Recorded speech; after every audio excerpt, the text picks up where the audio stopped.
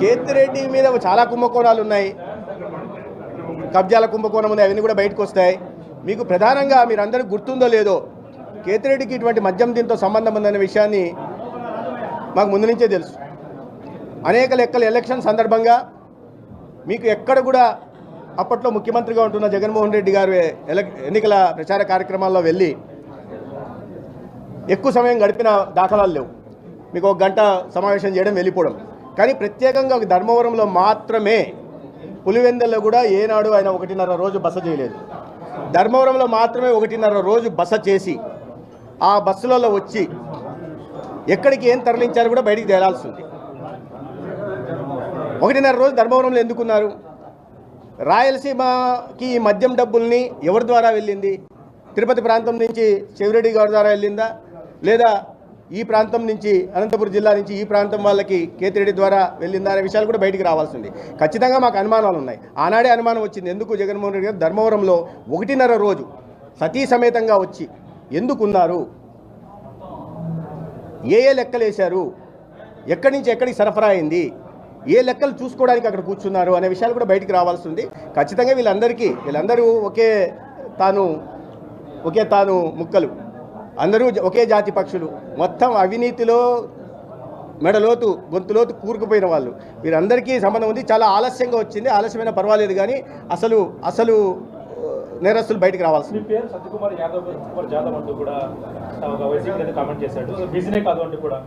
ఇవన్నీ ఇప్పుడు జగన్మోహన్ రెడ్డి గారు బలపనూరు వెళ్ళేసరికి, ఆ నుంచి వెళ్ళేసరికి ఇంకోటి ఏదో అయిపోయారు.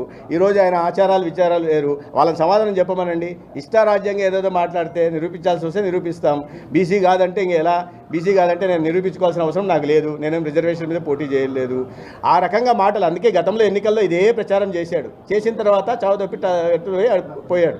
కాబట్టి నిరూపించుకోవాల్సిన అవసరం నాకు లేదు ఇట్లాంటి విషయాల్లో. ముందు దాన్ని చెప్పమనండి, చెప్తే ఖచ్చితంగా మాట్లాడతారు.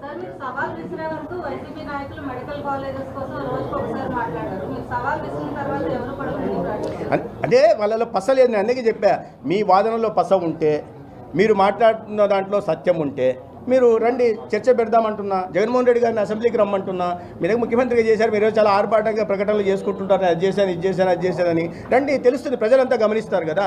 నేను అందుకే బొత్స గారిని కూడా అడిగా. ఆయన కూడా మొన్న ఏదో మాట్లాడారు, ఏదో మాట్లాడారు. ఆయన కూడా నేను అడిగా, మీరు రండి, మీరు మీ ప్రాంతంలో, ఉత్తరాంధ్ర ప్రాంతంలో నర్సీపట్నం కాలేజు మీరు ఏదో ఇన్ని చెప్తున్నారు, 5 సంవత్సరాల్లో 2% మాత్రమే ఫైనాన్షియల్ ప్రోగ్రెస్ ఉంది.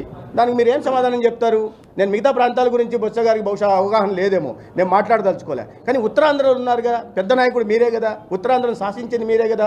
ఎక్కడ ఏ భూములు ఉన్నాయో, ప్రభుత్వ భూములు, ప్రైవేట్ భూములు లేదా వివాద భూములు ఎక్కడున్నాయో గుర్తించి వాటిని కబ్జాలు చేసుకున్నారు కదా. మరి మెడికల్ కాలేజ్ మీద ఎందుకు దృష్టి పెట్టలేదు మీరు? ఎందుకు నర్సీపట్నం 2% మాత్రమే ఫిజికల్ ప్రోగ్రెస్? 5 సంవత్సరాలు మీరు పార్వతీపురంలో గిరిజన ప్రాంతంలో గిరిజన విద్యను అభ్యసించడానికి గిరిజనులకి అవకాశం కలుగుతుంది స్థానికంగా. దాని మీద టెండర్లు కూడా ఎందుకు పిలవలేకపోయారు? ఇది మీ అసమర్థత కాదా?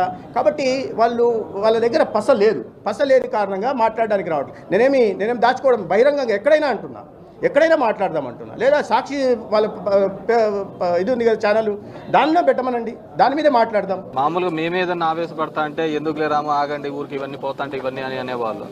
ఈరోజు అట్లాంటి వాళ్ళు కూడా లేదు, ఇది ఒక కొత్త సాంప్రదాయము, ఇబ్బంది పెట్టే వాతావరణం అనేది ఒక మంచి పద్ధతి కాదు, ఇది మళ్ళీ రివర్స్లో వస్తుంది అనే ఒక భయాందోళకమైన పరిస్థితిని చూస్తున్నాము.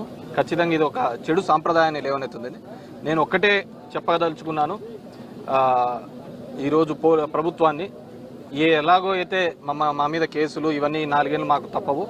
నేను కోరుకునేది ఏంటంటే, మీరు ఎట్లాగో బడులు, హాస్పిటళ్ళు రిపేర్లు చేపిలేరు, నీట్గా చేపిలేరు. నెక్స్ట్ అయినా మీకు ఇది చాలా అవసరం పడుతుంది. ఈ సెంట్రల్ జైల్స్ అన్నీ కూడా దాన్ని రెనోవేట్ చేసేసి మంచి కండిషన్స్తో పెట్టుకుంటే రేపొద్దున మీకు కూడా ఉపయోగపడతాయి. కాబట్టి అది డెఫినెట్గా చేయాలని చెప్పేసి మిమ్మల్ని కోరుతున్నాను.